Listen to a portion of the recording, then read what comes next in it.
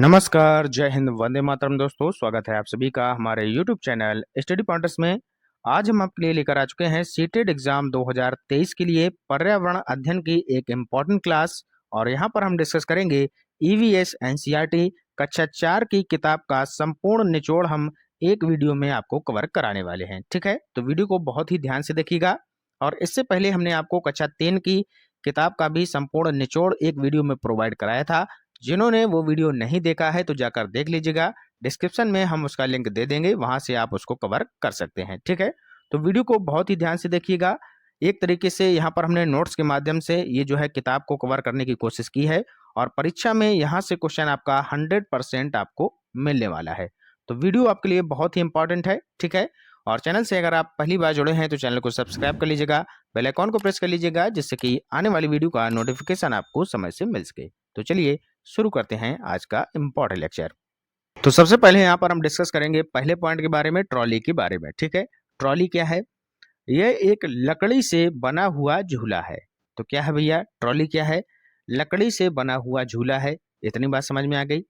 जो लोहे की रस्सी पर लगी होती है और पुली की मदद से इस रस्सी पर सरकता है। किसकी मदद से सरकता है? पुली की मदद से सरकता है।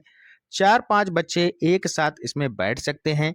ठीक है, तो आपने यहाँ पर क्या समझा कि ट्रॉली जो है एक लकड़ी से बना हुआ झूला होता है जो लोहे की रस्सी पर लगा होता है। पुली की मदद से इसको सरकाया जाता है और एक साथ इसमें 4 से 5 बच्चे जो हैं बैठकर झूला झूल सकते हैं। ठीक है, क्लियर हो गया। आगे देखते हैं नेक्स्ट पॉइंट, सीमेंट का पुल। यह सीमेंट ईंटों तथा लोहे के सरियों से बने होते हैं। किससे बने होते हैं? ईंटों तथा लोहे के सरियों से बने होते हैं। नेक्स्ट पॉइंट है वल्लम के बारे में। वल्लम बहुत इंपॉर्टेंट है आपके लिए, हर बार क्वेश्चन यहाँ से बनता है। वल्लम केरल में नदी पार करने के लिए प्रयोग किया जाता है। वल्लम लकड़ी की बनी छोटी नाव होती है। ठीक है, तो वल्लम से अगर आपसे क्वेश्चन पूछेगा तो ये पूछेगा कि वल्लम क्या होता है। तो वल्लम जो है लकड़ी की बनी एक छोटी नाव को कहते हैं और ये कहाँ पाई जाती है? तो ये जो है केरल में पाई जाती है। इसका प्रयोग कहाँ पर करते हैं? तो नदी पार करने में वल्लम का प्रयोग किया जाता है। ठीक है, समझ में आ गया। आगे चलते हैं। नेक्स्ट पॉइंट, ऊंट गाड़ी। ऊंट गाड़ी को देख लेते हैं। राजस्थान में एक जगह से दूसरी जगह जाने के लिए ये इसका प्रयोग किया जाता है, जो कि रेत में भी चल सकती है। तो ऊंट आपको पता होगा कि रेत में आसानी से चल सकते हैं और इसका प्रयोग राजस्थान में किया जाता है एक जगह से दूसरी जगह आने जाने में। ठीक है, अगला है पॉइंट बैलगाड़ी। बैलगाड़ी आपने देखी होगी, पुराने जमाने में चलती थी। ठीक है, लकड़ी के पहिए होते थे और बैलों के द्वारा इसको खींचा जाता था। ठीक है, तो ये कहाँ प्रयोग होती थी? मैदानी इलाकों के गांवों में अक्सर प्रयोग में लाई जाती थी। क्लियर है। आगे चलते हैं। नेक्स्ट बात करते हैं उत्तराखंड की। उत्तराखंड में ऊबड़ खाबड़ पथरीला रास्ता पाया जाता है। ऊबड़ खाबड़ यहाँ पर पथरीला जो है रास्ता पाया जाता है। एक क्वेश्चन और पूछा जाता है यहाँ पर, क्या पूछा जाता है कि फूलों की घाटी किसे कहते हैं? क्वेश्चन बनता है कि फूलों की घाटी जो है वो किसे कहा जाता है? तो ये भैया कहा जाता है उत्तराखंड को। ठीक है, अगर आपसे पूछ ले कि शांत घाटी कहाँ पाई जाती है, शांत घाटी कहाँ पाई जाती है, जरा ये बता दीजिएगा। शांत घाटी कहाँ पाई जाती है? तो ये पाई जाती है भैया केरल में। कहाँ पाई जाती है? केरल में पाई जाती है। ठीक है, तो दोनों क्वेश्चन इंपॉर्टेंट हैं। फूलों की घाटी अगर पूछा जाए तो उत्तराखंड होगा। शांत घाटी या इसी को हम साइलेंट वैली बोलते हैं, ये कहाँ पाई जाती है? तो आपका आंसर होगा केरल में पाई जाती है। क्लियर है। आगे चलते हैं। नेक्स्ट क्वेश्चन, अगला पॉइंट है पक्षियों के कान। पक्षियों के कान के बारे में जान लेते हैं। पक्षियों के कान दिखते नहीं हैं, लेकिन उनके सिर के दोनों तरफ छोटे छोटे छेद होते हैं। यह पंखों से ढके रहते हैं और इन्हीं की मदद से पक्षी सुनते हैं। ठीक है, सिंपल है। आगे देखते हैं अगला, छिपकली के कान। छिपकली के भी छोटे छेद जैसे कान होते हैं जो बहुत ध्यान से देखने पर दिखाई देते हैं। यानी कि यहाँ पर जो कान हैं पक्षियों के हों या फिर छिपकली के हों, ये कैसे होते हैं? छोटे छोटे छेदनुमा होते हैं। क्लियर। आगे, मगरमच्छ के छेद जैसे कान। मगरमच्छ के छेद जैसे कान। तो मगरमच्छ के भी छोटे छेद जैसे कान होते हैं लेकिन आसानी से ये भी जो है दिखाई नहीं देते हैं। अगला है खाल पर डिजाइन। तो खाल पर डिजाइन से मतलब क्या है कि जानवरों की खाल पर डिजाइन उनके शरीर पर बाल होने के कारण होती है। किसके कारण होती है? बाल होने के कारण यहाँ पर डिजाइन होती है। अगला पॉइंट है हाथी। मोस्ट इम्पॉर्टेंट है आपके लिए, यहाँ से क्वेश्चन 100% आपको मिलने वाला है। हाथी से समझ लीजिएगा पॉइंट क्या है। एक बड़ा हाथी एक दिन में 100 किलो से ज़्यादा पत्ते और झाड़ियाँ खा लेता है। तो यहाँ पर आपको 100 की जगह वो 150 भी दे सकता है, 50 भी दे सकता है। तो ये डाटा आपके लिए इम्पॉर्टेंट है, इसको आप लोग याद रखिएगा, ठीक है। तो एक बड़ा हाथी एक दिन में 100 किलो से ज़्यादा पत्ते और झाड़ियाँ खा लेता है। अगला पॉइंट देखते हैं। हाथी बहुत कम आराम करता है। हाथी केवल एक दिन में 2 से 4 घंटे ही सोता है। कितने घंटे सोता है? 2 से 4 घंटे ही एक दिन में ये जो है सोता है। नेक्स्ट, हाथी को पानी और कीचड़ में खेलना बहुत पसंद है। इससे उसके शरीर को ठंडक मिलती है, ठीक है। तो इसी वजह से यह जो है पानी और कीचड़ में खेलता है। अगला पॉइंट, हाथी के कान पंखे जैसे होते हैं। गर्मी लगने पर हाथी अपने कान हिलाकर हवा करता है। तो इसके कान जो हैं वो पंखे जैसे होते हैं और इसी से ये जो है हवा भी कर लेता है। अगला पॉइंट देखते हैं। 3 महीने के हाथी का जो वजन है वो 200 किलोग्राम के आसपास होता है। तो ये आपको याद रखना है, 3 महीने के हाथी का वजन लगभग कितना होता है? 200 किलोग्राम होता है, ठीक है। ये आपको याद रखना है। आगे चलते हैं। नेक्स्ट, हाथी का झुंड। हाथी का झुंड, इसको देख लेते हैं। हाथी के झुंड में केवल क्या होती हैं? हथनियां होती हैं और उसके बच्चे होते हैं। हथनियां और बच्चे होते हैं, ये बात आपको समझ में आ गई।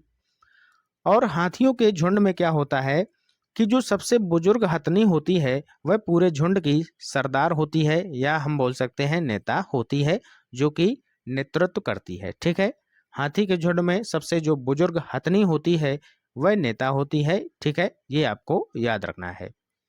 आगे चलते हैं। हाथी के एक झुंड में 10 से 12 हथनी और उसके बच्चे होते हैं। 14 से 15 साल बाद, यानी कि 14 से 15 साल तक के हाथी झुंड में रहते हैं। उसके बाद फिर वह झुंड छोड़ देते हैं, ठीक है। यानी कि इनका जो झुंड होता है वो लगभग 14 से 15 साल तक चलता है और उसके बाद ये सभी अलग अलग हो जाते हैं। नेक्स्ट, हाथी परेशानी आने पर एक दूसरे की मदद करते हैं। तो बहुत ही अच्छी बात है, हम लोगों को भी एक दूसरे की मदद करनी चाहिए। तो हाथी परेशानी आने पर एक दूसरे की मदद करते हैं, ठीक है। नेक्स्ट चलते हैं अगला पॉइंट, पॉइंट नंबर 13, ठीक है।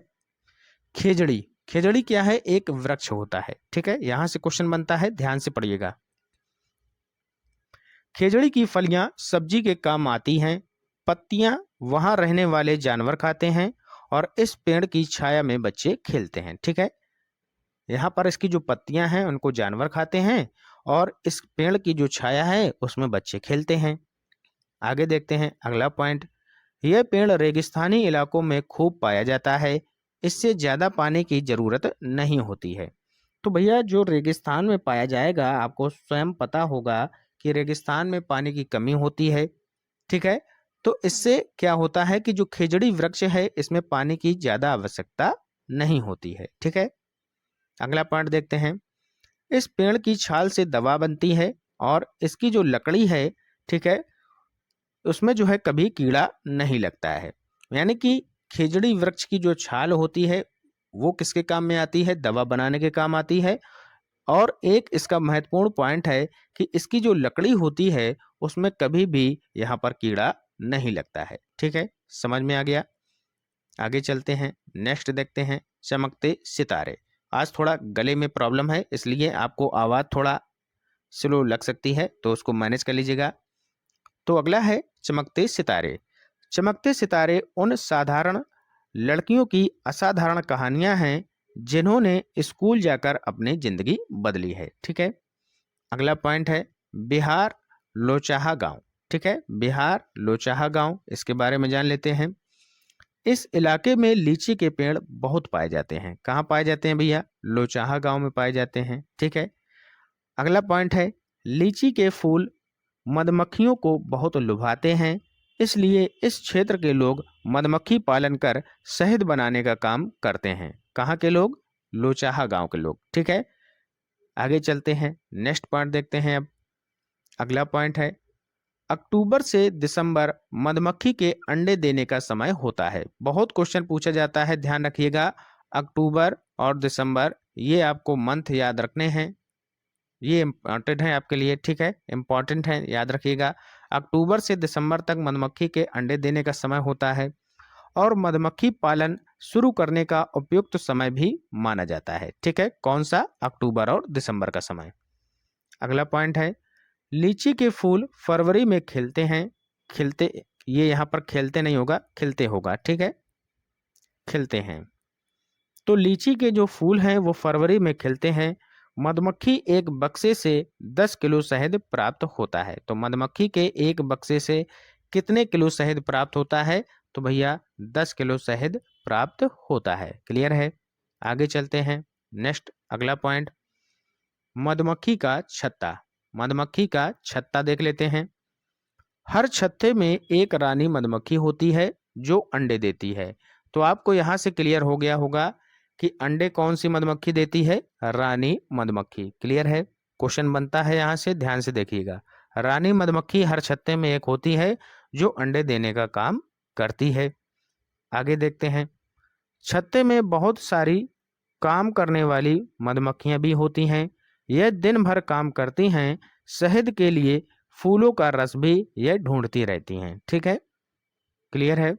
आगे देखते हैं, नेक्स्ट पॉइंट, जब किसी मधुमक्खी को रस मिल जाता है तो वह एक तरह का नाच या डांस जिसको हम बोलते हैं वो करने लगती हैं, जिससे दूसरी मधुमक्खियों को पता चल जाता है कि रस कहाँ पर है। ठीक है, अगर किसी मधुमक्खी को रस मिल जाता है तो वो नाचने लगती है और इसी तरीके से दूसरी मधुमक्खियां जान जाती हैं कि रस जो है वह कहाँ पर है। ठीक है, अगला पॉइंट देखते हैं, काम करने वाली मधुमक्खियां इसी रस से शहद बनाती हैं। छत्ता बनाने का काम भी इन्हीं का होता है। ठीक है, जो काम करती हैं वही जो है छत्ता बनाने का काम करती हैं। अगला है, बच्चों को पालने का काम भी इन्हीं बेचारी काम करने वाली मधुमक्खियों का होता है। रानी मधुमक्खी केवल अंडे देती है। ठीक है, तो यहाँ पर रानी मधुमक्खी क्या हो गई? एक तरीके से राजा, इसीलिए उसका नाम रानी रखा गया है। ठीक है, तो अगर वो रानी है तो वो कोई भी काम नहीं करेगी, वह केवल क्या करेगी? अंडे देने का काम करेगी। समझ में आ गया? चलते हैं आगे, नेक्स्ट देखते हैं अगला पॉइंट, चींटी के बारे में जान लीजिएगा। चींटी क्या है? चींटियों का काम बटा रहता है। ठीक है, चींटियों का काम भी भैया बटा रहता है, इसको भी याद कर लीजिएगा। रानी चींटियां पहले नंबर पर दिया गया है। रानी चींटियां ये भी केवल अंडे देने का काम करती हैं। सिपाही चींटियां देख लेते हैं, बिल का ध्यान रखती हैं, तो ये हो गई आपकी सिपाही। काम करने वाली चींटियां भोजन ढूंढकर बिल तक लाती हैं। ठीक है, 3 पार्ट आपने समझ लिए। रानी चींटियां अंडे देती हैं, सिपाही चींटियां बिल का ध्यान रखती हैं और काम करने वाली चींटियां भोजन ढूंढकर बिल तक पहुंचाती हैं। समझ में आ गया? आगे चलते हैं, नेक्स्ट, गांधीधाम अहमदाबाद वलसाड। ठीक है, गांधीधाम अहमदाबाद वलसाड क्या है? ये कहाँ पर है? आपका गुजरात में है। केवल आपको इतना याद रखना है। ठीक है, कोझीकोड के बारे में जान लेते हैं। कोझीकोड कहाँ पर है? तो भैया ये केरल, मडगांव। अगला है मडगांव, ये क्या है? तो मडगांव जो है ये गोवा यहाँ पर है। ठीक है, गोवा में क्या है? मडगांव है और लाल मिट्टी के लिए ये जो है फेमस है। आगे चलते हैं, नेक्स्ट देखते हैं, गोवा से केरल। गोवा से केरल, तो गोवा से केरल तक के रेल के रास्ते में 92 यानी कि 92 सुरंगें हैं और 2000 पुल आते हैं। ये आपको डाटा याद रखना है। कभी कभी ये डाटा आपसे पूछ लेता है कि गोवा से अगर हम केरल तक जाएंगे तो कितनी सुरंगें हमें मिलेंगी? तो हमें 92 सुरंग मिलती हैं और 2000 पुल हमें क्रॉस करने पड़ते हैं। ठीक है, आगे चलते हैं, नेक्स्ट देखते हैं मलयालम। मलयालम में क्या है भैया? माँ की बड़ी बहन को वलीयम्मा कहते हैं। जैसे हम अपनी जो है, जो हमारी बड़ी मम्मी जिनको हम बोलते हैं उसको हम जैसे मान लीजिए बड़ी अम्मा बोल देते हैं, तो उसी से रिलेट करिएगा वली अम्मा। ठीक है, यानी कि माँ की बड़ी बहन को हम क्या बोलेंगे? वली अम्मा बोलते हैं मलयालम में। ठीक है, और माँ की माँ को क्या बोलते हैं? तो अम्मू माँ बोलते हैं। ठीक है, ये क्वेश्चन पूछा जाता है।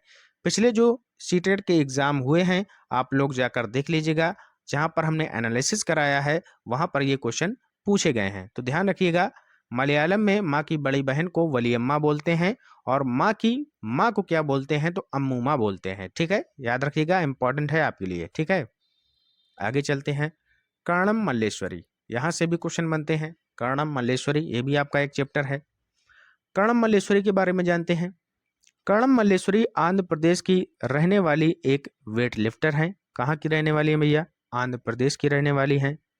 आंध्र प्रदेश क्या है? भाषा के आधार पर गठित होने वाला भारत का पहला राज्य कौन सा है? तो वो है आंध्र प्रदेश। ठीक है, याद रखिएगा। अब यहाँ पर बात करते हैं कर्णम मल्लेश्वरी की। ये जो है आंध्र प्रदेश की रहने वाली एक वेट लिफ्टर है। अब वह 130 किलोग्राम तक वजन उठा लेती हैं। भारत के बाहर कर्णम मल्लेश्वरी ने 29 मेडल जीते हैं, ये बात भी आपको याद रखनी है। इनके पिताजी पुलिस में हवलदार थे, ये भी आपको याद रखना है। ठीक है, फूलों की घाटी देखिए आ चुका है, हमने आपको पहले ही बताया है। उत्तराखंड में पहाड़ों के बीच फूलों की घाटी स्थित है। ठीक है, और शांत घाटी कहाँ पर है? हमने आपको बताया था केरल में है। ठीक है, याद रखिएगा, वो भी मधुबनी। ठीक है, मधुबनी पेंटिंग बहुत ही इंपॉर्टेंट है आपके लिए, यहाँ से क्वेश्चन बनते हैं मधुबनी से। तो मधुबनी को देख लेते हैं।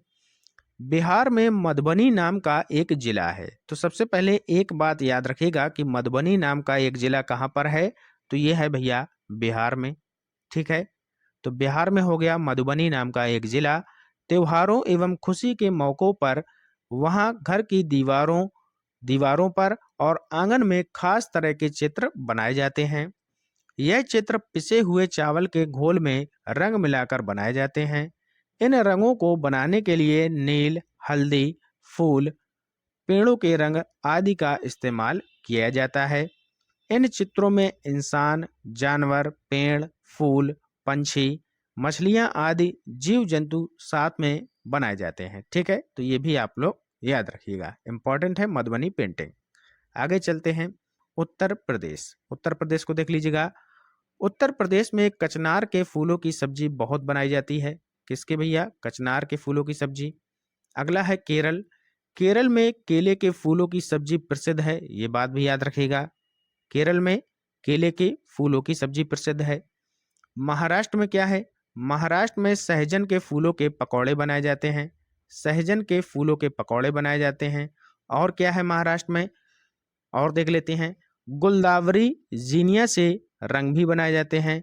उन रंगों से कपड़ों को रंगा जाता है। ठीक है, ये बात भी याद रखिएगा। आगे चलते हैं। उत्तर प्रदेश फिर से देख लेते हैं। उत्तर प्रदेश का जो कन्नौज जिला है वो इत्र के लिए मशहूर है, ये भी आप लोग याद रखिएगा। कन्नौज जिला किसके लिए फेमस है? इत्र के लिए, यानी कि सेंट से प्रसिद्ध है। सेंट जो हम इत्र लगाते हैं, जिसको हम बॉडी स्प्रे आज की लैंग्वेज में बोलते हैं, बॉडी स्प्रे लगाने लगे हैं। तो इसी तरीके से कन्नौज का जो इत्र है, सेंट है, वो यहाँ का प्रसिद्ध है। उत्तर प्रदेश के कन्नौज जिले में फूलों से इत्र, गुलाब जल और केवड़ा तैयार किया जाता है। आगे देखते हैं। डेरा गाजी खान। डेरा गाजी खान कहाँ है? पाकिस्तान में है। नेक्स्ट, मिट्टी में गोबर मिलाने से मिट्टी में कीड़ा नहीं लगता है। ठीक है, याद रखिएगा, मिट्टी में गोबर मिलाने से मिट्टी में जो है कीड़ा नहीं लगता है। लकड़ी को दीमक से बचाने के लिए नीम व कीकर की लकड़ियां फ्रेम पर बिछा दी जाती हैं। आगे देखते हैं। नेक्स्ट, सोहना गांव हरियाणा। सोहना से दिल्ली जाने में रास्ते में गुड़गांव मिलता है, ये बात भी आपको याद रखनी है। ऐसे ऐसे क्वेश्चन पूछे जाते हैं जो आपने कभी पढ़े नहीं होते हैं, लेकिन हम आपको यहाँ पर पढ़ा दे रहे हैं, इसलिए आप लोग इसका संपूर्ण निचोड़ यहाँ पर आसानी से प्राप्त कर लेंगे। ठीक है, तो वीडियो अगर आपको अच्छा लग रहा है तो लाइक कर दीजिएगा, शेयर कर दीजिएगा सभी के साथ। अगला है, पानी को साफ करने का सबसे अच्छा तरीका क्या है? तो पानी को उबालना। ठीक है, अगर हम पानी को उबाल लेते हैं तो यह जो है पानी को साफ कर देता है, ये इसका अच्छा तरीका है। ठीक है, अगला है, फिर है बेलवनका गांव। बेलवनका गांव कहाँ पर है भैया? ये है कर्नाटक में। तो अगर आपसे मान लीजिए पूछ दिया गया कि बेलवनका गांव कहाँ पर है, तो आप वहां पर याद करेंगे भैया कहाँ पर है, भूल जाएंगे, कभी याद नहीं होगा। ठीक है, तो इसलिए इसको याद कर लीजिएगा, ये कोई नहीं पढ़ाने वाला है, हमारी क्लास में आपको सब कुछ मिलने वाला है। ठीक है, तो याद रखिएगा, बेलवनका गांव कहाँ पर है? आपका कर्नाटक में है। ठीक है, अगला देखते हैं। जुलाई के महीने में प्याज उगाने का काम शुरू होता है। आपको अगर पूछ लिया जाए कि प्याज उगाने का काम कब शुरू होता है तो आपको नहीं पता होगा, तो याद रखिएगा जुलाई के महीने में प्याज उगाने का काम शुरू होता है। खूंटी की मदद से खेत की मिट्टी को नरम किया जाता है। किसकी मदद से? खूंटी की मदद से। अगला है, कर्नाटक में हल को क्या कहा जाता है? पढ़िएगा, कुर्गे कहा जाता है। क्या कहा जाता है? कूर्गे कहा जाता है। ठीक है, हल को। तो हल का एक दूसरा नाम आज आपने यहाँ पर याद कर लिया, कूर्गे। ठीक है, कहाँ पर कहा जाता है? कूर्गे, कर्नाटक। कूर्गे, कर्नाटक। ठीक है, तो कर्नाटक में इसको जो है कूर्गे कहा जाता है, याद रखिएगा। आगे देखते हैं, कुछ पौधे बिना बोए खेतों में अपने आप हो जाते हैं, जिन्हें खरपतवार कहते हैं। ये तो सभी को पता होगा।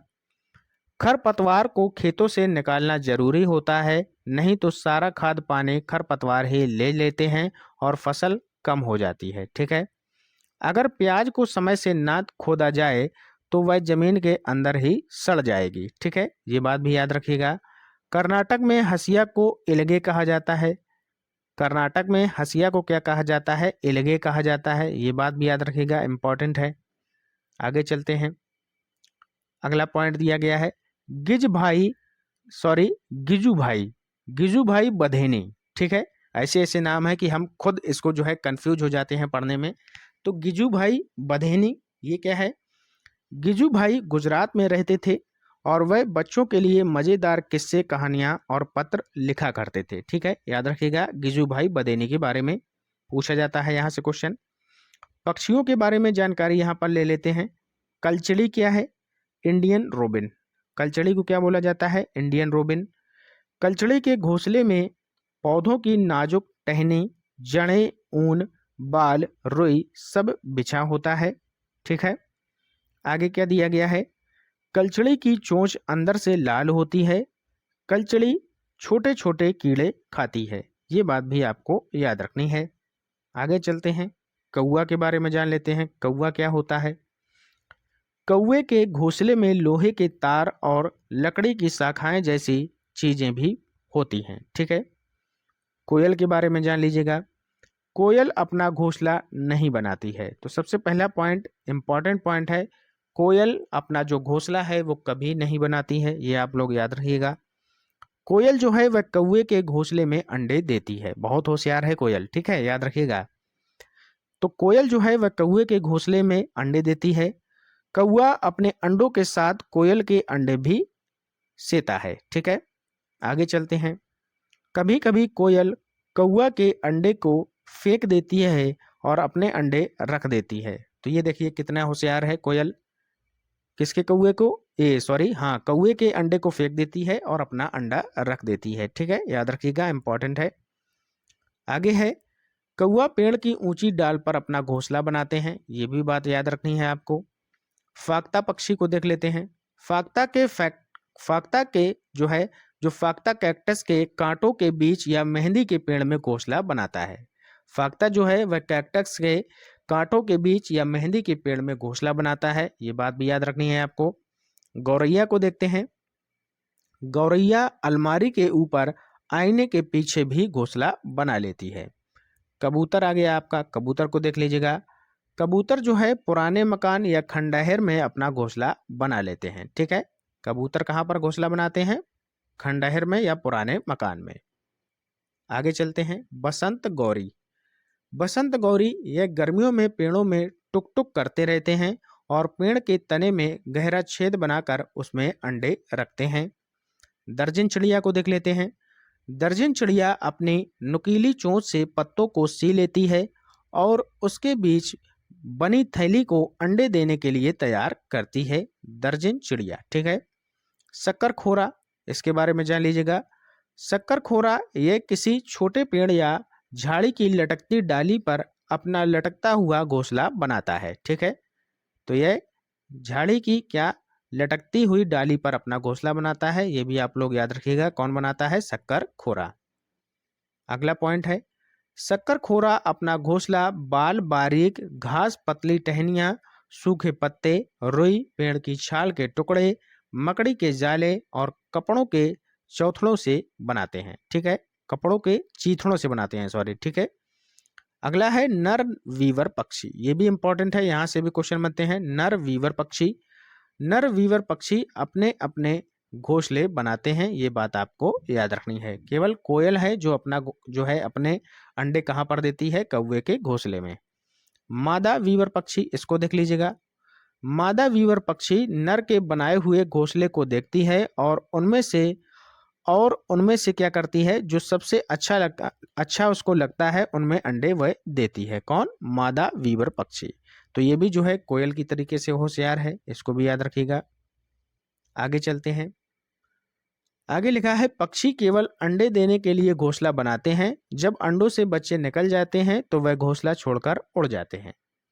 घोंसला छोड़कर पक्षी अलग अलग जगहों पर चले जाते हैं, जैसे पेड़, जमीन और कहाँ पर? पानी में, ठीक है। ये पेड़ पर चले जाते हैं, कुछ पक्षी जमीन पर आ जाएंगे, कुछ पक्षी पानी में आ जाएंगे, ठीक है। आगे चलते हैं। जानवरों के बारे में यहाँ पर देख लेते हैं। गाय के दांत, गाय के आगे के दांत पत्तों को काटने के लिए छोटे होते हैं, घास चबाने के लिए पीछे के दांत चपटे और बड़े होते हैं, ये बात भी याद रखनी है आपको। बिल्ली के दांत कैसे होते हैं? बिल्ली के दांत नुकीले होते हैं, जो मांस को फाड़ने और काटने के काम आते हैं, ठीक है। सांप के दांत यहाँ पर बात कर लेते हैं। सांप के दांत भी नुकीले होते हैं, पर वह अपने शिकार को चबाकर नहीं खाते हैं, बल्कि पूरा निगल जाते हैं, ठीक है। निकल नहीं, निगल होगा, निगल जाते हैं, ठीक है। ये जो है निगल जाते हैं, ये भी याद रखना है आपको। आगे देखते हैं। गिलहरी के दांत, गिलहरी के दांत हमेशा बढ़ते रहते हैं, क्योंकि गिलहरी के दांत काटने और कुतरने के कारण हमेशा घिसते रहते हैं। अगला है पर्यावरण शिक्षण केंद्र, पर्यावरण शिक्षा केंद्र। तो पर्यावरण शिक्षा केंद्र आपका कहाँ पर है? यह है आपका अहमदाबाद में, याद रखना है, इंपॉर्टेंट है आपका। और पर्यावरण दिवस कब मनाया जाता है? तो 5 जून को मनाया जाता है, ये बात भी आपको याद रखनी है। अगला है दस्त और हैजा। दस्त और हैजा क्या है? गंदा पानी जो है पीने से दस्त और हैजा हो जाता है। ये जो बीमारी है दस्त और हैजा की, गंदे पानी से होती है, क्लियर है। आगे चलते हैं। दस्त या उल्टी, इसको देख लेते हैं।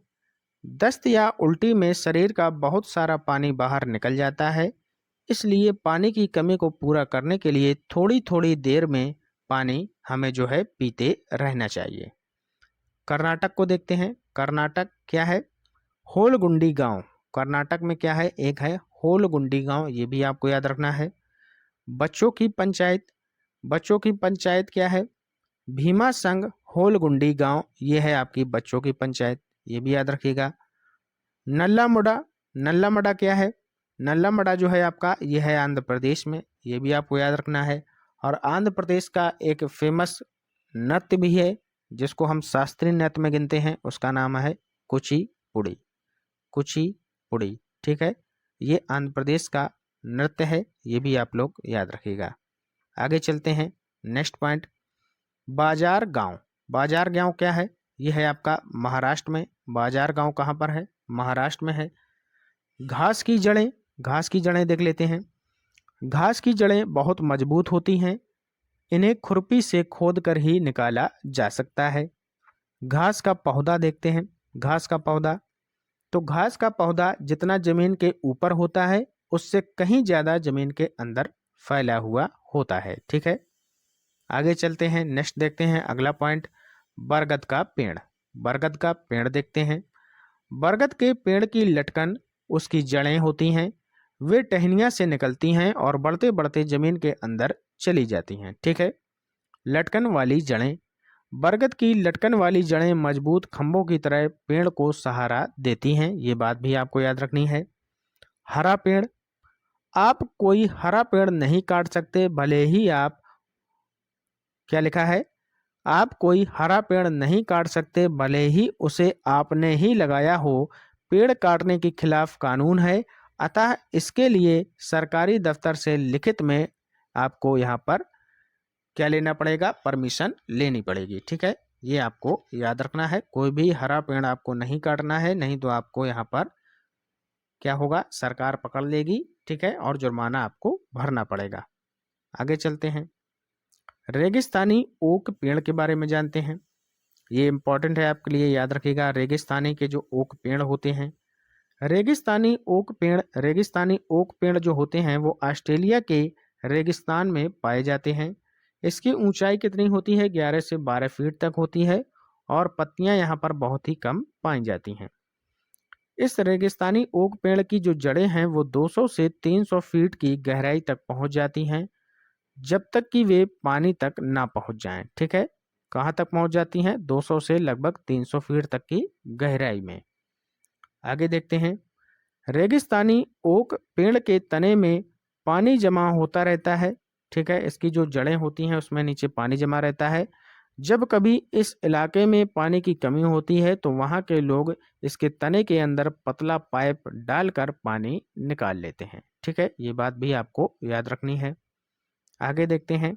बिहू का त्यौहार कहाँ पर मनाया जाता है? असम में मनाया जाता है। चावल की नई फसल के कटने पर इसको जो है मनाया जाता है, कहाँ पर? असम में। ठीक है, बिहू जो त्योहार है बहुत ही फेमस है, याद रखिएगा। आगे चलते हैं।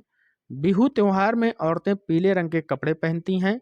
लड़कियां रंग बिरंगी जो है मेखला पहनती हैं। लड़कियां जो हैं वो रंग बिरंगी मेखला पहनती हैं और जो औरतें हैं वो पीले रंग के यहाँ पर कपड़े पहनती हैं। उरुका क्या है? उरुका जान लेते हैं। बिहू से पिछले दिन की शाम को हम उरुका कहते हैं, ये भी आप लोग याद रखिएगा। बोरा व चेवा। बोरा व चेवा क्या है? चावल के दो प्रकार हैं जो पकने के बाद चिपचिपे हो जाते हैं, इसे असम में खाया जाता है। ठीक है, बोरा व चेवा कहाँ पर खाया जाता है? असम में खाया जाता है। ठीक है, आगे चलते हैं। नेक्स्ट देखते हैं अगला पॉइंट, चेवा चावल। ठीक है, चेवा चावल।